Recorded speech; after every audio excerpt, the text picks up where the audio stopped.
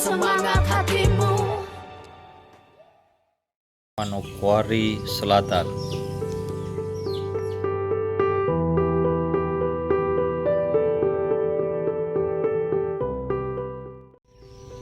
Ibu guru, tolong jangan pulang.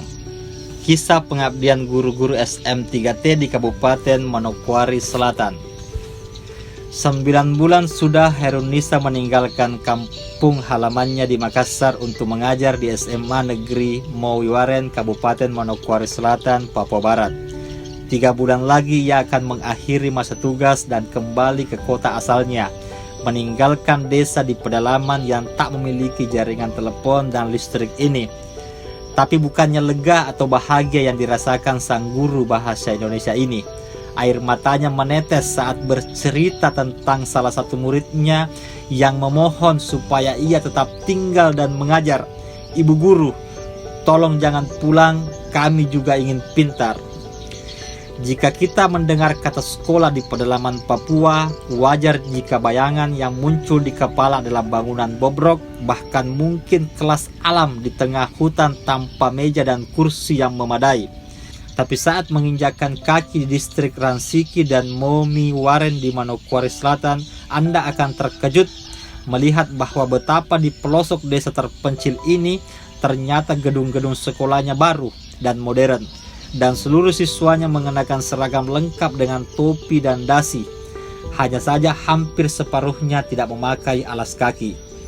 Semua ini berkat bantuan dana yang terus mengalir dari pemerintah dan berbagai yayasan swasta. Tapi para donatur ini terlalu fokus pada sumbangan uang sampai mereka melupakan satu hal yang lebih urgent yang hingga saat ini belum dimiliki distrik Ransiki dan Mowiwaren adalah guru yang berkualitas. Di sekolah saya saja hanya ada 2 orang guru tetap, yang satunya kepala sekolah, ujar Nurmawari Lainus, guru SM3T Matematika di SMA Negeri Mowiwaren. Karena kekurangan guru inilah, semua guru di sini diwajibkan bisa mengajar semua mata pelajaran. Bahkan guru lulusan fisika pun bisa tiba-tiba mengajar bahasa Inggris, bahkan pendidikan jasmani. Yang lebih menyedihkan, banyak guru di distrik ini yang hanya lulusan SMA dengan pengetahuan terbatas.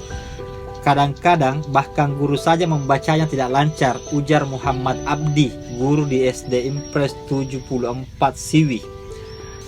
Herunisa, Nurmawari, Abdi, As'ad, Megawati, Sele, Sukmawati beserta 21 orang lainnya lulusan Universitas Negeri Makassar dan Universitas Islam Muhammadiyah Makassar adalah peserta program SM3T, program pengabdian sarjana kependidikan yang diadakan di Jendikti sejak 2011. Beberapa di antara mereka mengikuti program ini saat baru saja lulus kuliah. Tapi bahkan mereka yang sudah berpengalaman mengajar pun tetap terkejut saat pertama kali menginjakkan kaki di sekolah tempat mereka ditugaskan. Gedungnya memang bagus tapi kelasnya sering kosong, ujar As'ad, guru SM3T penempatan SMA Negeri 1 Ransiki. Di distrik Ransiki, Mowiwaren, dan mungkin di pelosok-pelosok lain di Papua, memang sudah lazim jika seorang siswa hanya masuk sekolah 2 kali dalam 1 semester. Pertama saat mendaftar, kemudian saat ujian kelulusan atau kenaikan. Dari 16 siswa yang terdaftar dalam satu kelas, terkadang hanya 3 hingga 5 orang yang datang setiap harinya. Namun di hari ujian, mendadak kelas penuh karena semua siswa datang. Lalu bagaimana mereka bisa lulus ujian kalau tak pernah sekalipun masuk kelas? Banyak guru terpaksa meluluskan murid meskipun nilai ujiannya rendah, karena jika anaknya tidak lulus, orang tua biasanya datang ke sekolah membawa senjata, mengancam guru, bahkan mengancam akan membakar sekolah. Kesalahan ini terjadi sejak SD, akibatnya banyak SMA yang terpaksa menerima murid yang masih belum bisa membaca, lanjut As'ad. Masalah ini juga diakui oleh Simpson Mamraku, SPD, Kepala Sekolah SD Impres 37 Ransiki yang sudah mengabdi sebagai guru di Papua selama 23 tahun. Kini, ancaman para orang tua yang hanya ingin ijazah tanpa peduli pendidikan anaknya itu sering kali tak ia hiraukan. Bahkan salah satu anak didiknya ada yang pernah ia nyatakan tidak lulus. Orang tuanya datang ke sekolah marah-marah, mengancam, tapi setelah itu dia pulang, kemudian kembali lagi dan minta maaf. Sekarang anaknya sudah jadi pendeta, kenang Simpson. Namun bagi para guru SM3T, ditugaskan di sebuah sekolah yang kekurangan guru dan muridnya belum bisa baca tulis adalah hal yang baru dan sama sekali tak mereka duga sebelumnya. Ini membuat mereka mengesampingkan dulu kurikulum mata pelajaran masing-masing dan menjadikan satu hal sebagai tujuan utama mereka selama masa pengabdian, mengajar, baca, dan tulis. Pengayaan yang lain belakangan saja, yang penting membuat mereka bisa baca tulis, karena siswa kelas 6 SD ada yang tidak tahu abjad atau membaca hanya bisa mengeja, jadi membaca soal saat ujian saja sulit, ujar Megawati, guru SM3T penempatan SD YPK 22 Immanuel Wariap. Bahkan mereka tidak tahu Pancasila, Indonesia Raya, dan siapa presiden kita, tambah Mega. Perjuangan mereka tidak sia-sia. Dalam waktu 9 bulan, nyaris semua murid di kelas mereka kini sudah lancar baca tulis dan hafal Pancasila di luar kepala. Bahkan dengan kehadiran guru SM3T di sejumlah sekolah ini, kelas-kelas yang tadinya kosong kini mulai terisi. Biasanya dulu yang masuk hanya 3 orang, tapi sekarang setiap hari minimal 10 orang, ujar Nurmawari. Selain kualitas guru, pemicu lain yang membuat para siswa akhirnya rajin ke sekolah adalah guru-guru dari kota yang penampilannya enak dilihat. Saya selalu berusaha terlihat keren di sekolah karena banyak murid yang semangat berangkat sekolah ingin bertemu guru-guru yang keren dan cantik, ujar Sele, guru SM3T SD Impres 37 Ransiki. Melihat kemajuan ini, banyak guru SM3T yang akhirnya mengajar di luar jam sekolah secara sukarela. Ada yang mengajar di gereja, membuka kelas baca tulis di sore hari bagi penduduk sekitar, bahkan membuka kursus komputer dan kursus bahasa Inggris yang pesertanya bukan hanya siswa sekolah tapi juga guru-gurunya. Di SD saya malah sekarang bahasa Inggris akhirnya masuk jadwal tetap, ujar Sele. Namun perjuangan para guru SM3T masih panjang.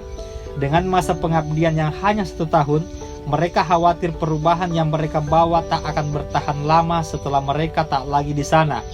Anak-anak sudah semangat sekolah, ternyata tahun berikutnya tidak ada lagi guru SM3T. Takutnya nanti malah kembali ke nol, ujar Sukmawati, guru SM3T penempatan SMK YPK Lacai Roy Ransiki. Inilah yang membuat beberapa guru ingin meneruskan pengabdian mereka setelah menyelesaikan pendidikan profesi guru nanti.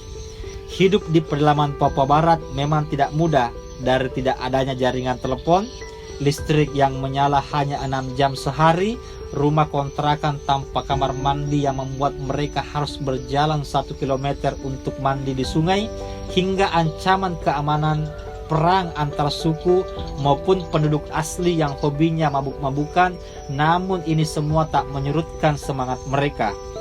Apalagi persaudaraan kami sebagai sesama guru SM3T ini erat sekali, sudah seperti keluarga. Sudah terbayang nanti di hari terakhir bertugas seperti apa air mata yang akan keluar saat kami berpisah, ujar Sele.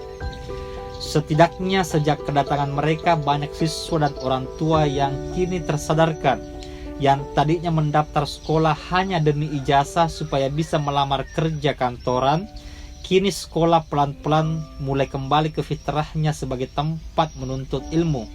Seperti dibuktikan oleh Noah, siswa SMA Negeri Momiwaren yang baru saja dinyatakan lulus dan kini akan melanjutkan studinya ke Universitas Cendrawasih jurusan Teknik Komputer. Semangat belajar Noah ikut menginspirasi sang ayah, Sakeus, untuk menuntut ilmu. Di usianya yang sudah menginjak 70 tahun, Sakeus kini terdaftar sebagai siswa kelas 2 di SMA Kristen Shalom Terpadu, menunjukkan pada kita bahwa tak ada kata terlambat untuk belajar.